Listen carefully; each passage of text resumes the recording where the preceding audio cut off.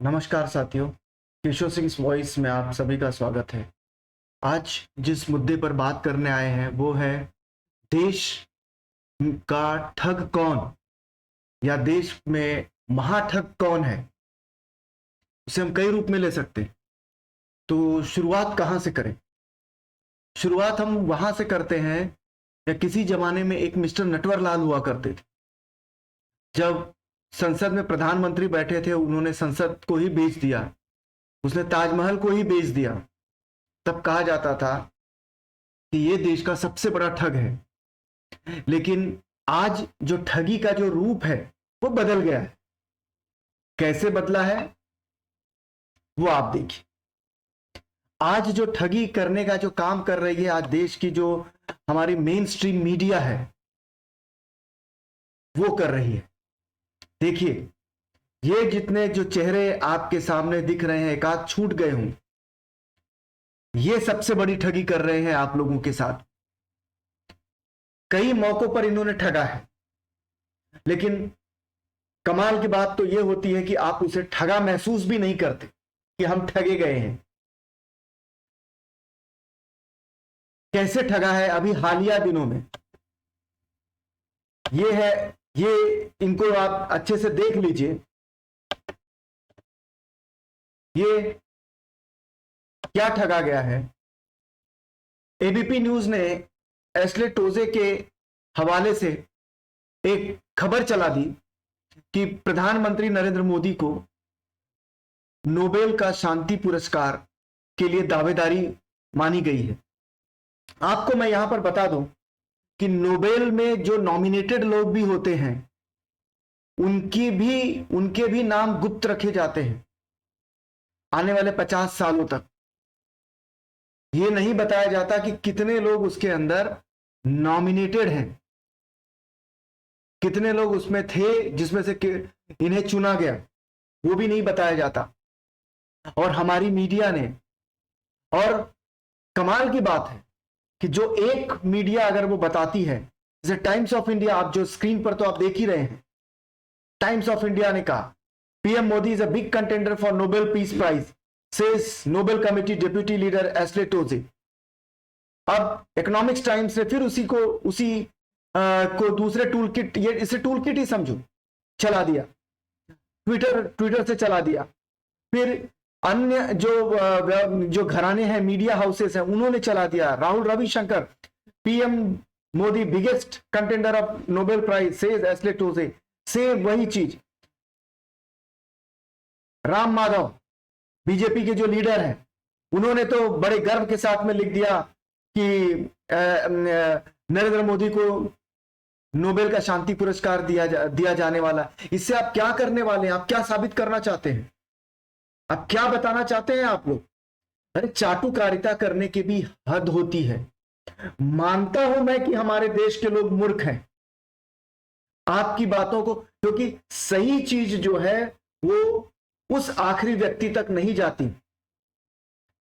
मुझे याद है, मैंने कहीं पर पढ़ा था कि प्रधानमंत्री के जो मीडिया सलाहकार हैं, जो ये है, वो ये कहते हैं कि अगर हम कोई मैसेज पास करना चाहें तो हम करोड़ों लोगों तक 1 मिनट में पहुंच जाते हैं। तो जो गलत मैसेज है वो लोगों तक पहुंच जाता है, जो सही मैसेज है वो लोगों तक नहीं जा पाता। क्योंकि आज सोशल मीडिया, व्हाट्सएप, ये सब इतने स्ट्रांग है कि गलत जानकारी तो ये परोस देते हैं, लेकिन इन्होंने गलती की, इस बात को मानने वाली बात वो कहीं छिपा जाते हैं। एस्ले टोजे ने खुद से मना कर दिया कि ऐसा कुछ भी नहीं है। अब ये राम माधव जैसा आदमी भी अगर ये करता है तो आप ये सोचिए कि नरेंद्र मोदी के पैरों के नीचे सब किस तरह से नतमस्तक हैं। देश इतना तो नीचे नहीं गिरा था जितना नीचे अब लोगों ने गिरा दिया है। अब फैक्ट चेक में जब सामने आया और एएनआई की जो राना अयूब है, उन्होंने उनका जो वीडियो, असली वीडियो है, उसको लेके ट्वीट किया और उससे बताया गया कि यह फर्जी है, कि Asle Toje deputy leader Norway Nobel committee on PM Narendra Modi has biggest contender for the Nobel peace prize, ये हमारी मीडिया ने चलाया था, जबकि उन्होंने इस बात से पूरी तरह से इनकार कर दिया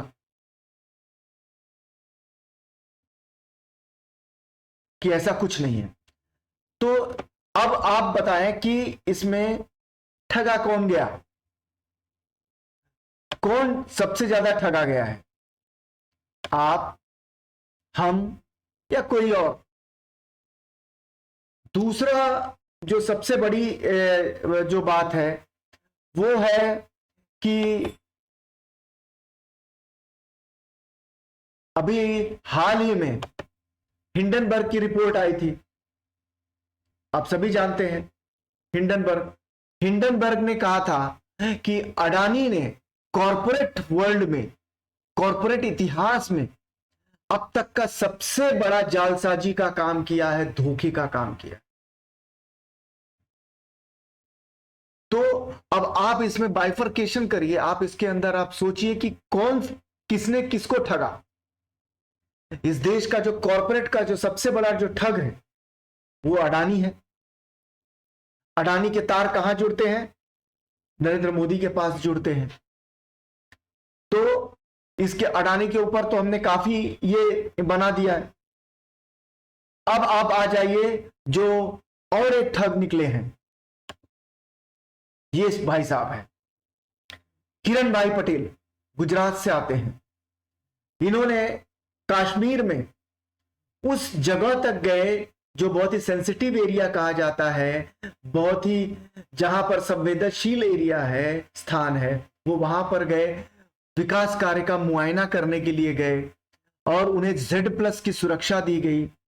सरकार की पूरे मिशनरीज उनके काम में लग गई, उनके साथ वो घूमते रहे और ना जाने क्या क्या, कहां कहां गए, क्या क्या किए, क्या क्या जानकारियां ली, वो तो अब सिर्फ किरण भाई पटेल ही बता सकते हैं।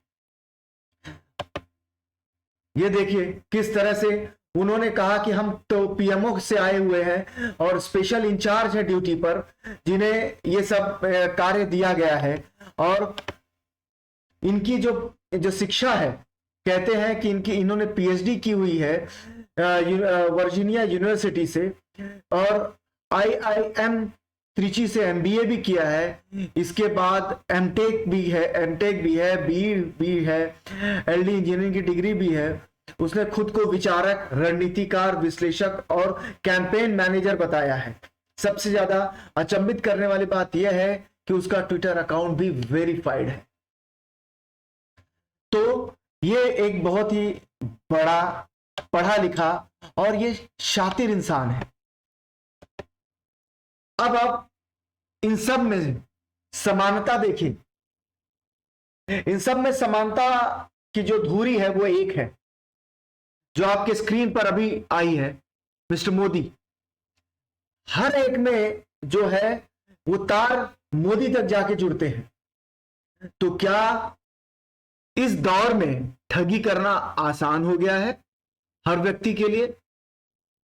फिर वो चाहे किसी भी संस्थान का हो, कहीं का भी हो। पहले हमने सोचा था मिस्टर नटवरलाल के बाद कि ठगी केवल सरकारी महकमों में होती है, पेपर बनवाने में होती है, गलत पेपर बनाकर बेचने में होती है, कुछ यहां वहां का कार्य करने में ठगी होती है, किसी के पैसे ले लिए और दिए नहीं उसमें ठगी होती है। लेकिन अब जो ये ठगी, जो ये 3 प्रकरण सामने आए हैं, 3 या 4, ये ठगी किस श्रेणी में रखेंगे? और इन ठगी को, इन सब ठगियों में सबसे बड़ी ठगी कौन है, कौन सी है? कौन सा ठग जो है वो महाठग है? क्या भारत का मीडिया? मीडिया को तो मैं जोकर मानता हूं, आप इसे माने ना माने, मैं तो इसे जोकर मानता हूं कि मीडिया आज की तारीख में किसी जोकर से कम नहीं है, क्योंकि इन्हें शर्म भी नहीं आती है कि इन्होंने क्या गलत बोल दिया, क्या गलत कह दिया, क्या गलत समाचार चला दिया। क्योंकि माफी मांगना तो इन्हें आता नहीं है, क्योंकि इन्होंने माफी मांगना, क्योंकि ये जिससे अपना आइडियल मानते हैं वो भी वैसे ही है। क्योंकि अगर इनसे उनसे जिन्हें अपना आइडियल समझते हैं, जिनके पैरों पर लोटे हुए हैं, वो भी गलती समझने के बाद भी उन्हें वो भी माफी मांगना सही नहीं समझते, क्योंकि छोटे हो जाएंगे, गलती हो गई। देश का नाम इससे बड़ा रोशन होता है।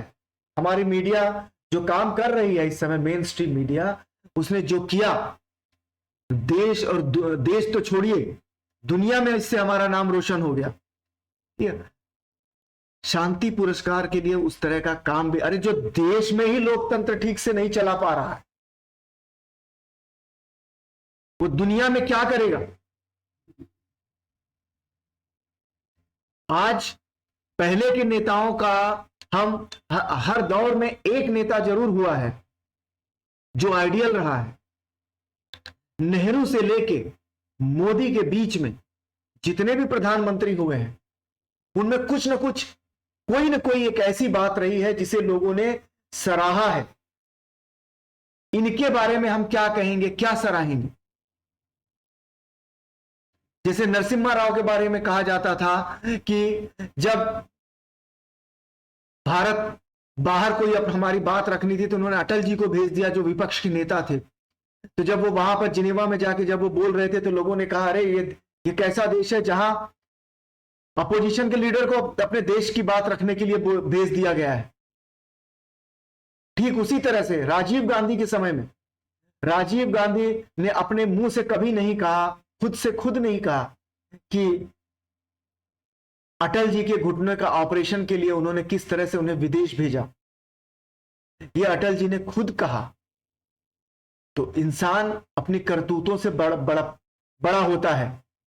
जिस तरह की ये सरकार कारगुजारी कर, ये व्यक्ति में बड़ा होने का व्यक्तित्व तो है ही नहीं, क्योंकि जो इंसान अपनी सोच से छोटा होता है वो बड़ा कभी नहीं हो सकता। चाहे वो लाल बहादुर शास्त्री हो, इंदिरा गांधी हो, चंद्रशेखर हो, कई सभी प्रधानमंत्रियों में कुछ न कुछ ऐसे गुण थे जिसे हम कह सकते थे कि नहीं, इनमें इंसानियत थी। लेकिन मैं आज के दौर में ये नहीं कह सकता, क्योंकि इंसानियत तो खत्म है। अगर ऐसा कुछ होता, मेरा अगर जमीर कहता, अगर मैं होता, तो आज मीडिया को फटकार लगाई जाती। तब यह समझ में आता कि हां, यह व्यक्ति वाकई ये सच्चा इंसान है, सच के साथ खड़ा होना चाहता। लेकिन नहीं, जब इनकी पार्टी के लोग ही उसे इस तरह से महिमा मंडन कर रहे थे। आर माधवन,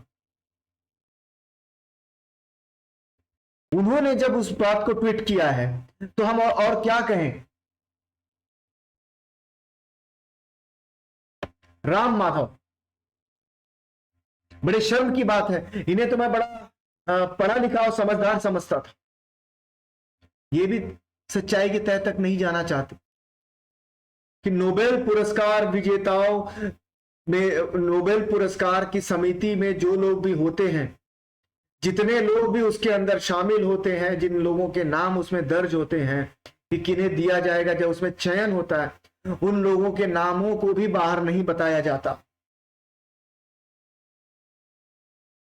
तो ये तो भारत है जहां पर कुछ भी हो सकता है, और हमारी मीडिया है जो कुछ भी कर सकती है, जो पर्स में कितने पैसे हो का इंटरव्यू ले सकती है, बहुत सारी चीजें कर सकती है। और सबसे बड़ी चीज, जो किरण भाई पटेल, इन्होंने तो कमाल ही कर दिया कि पीएमओ के नाम पर वो कुछ भी कर सकते हैं और पीएमओ को जानकारी भी नहीं।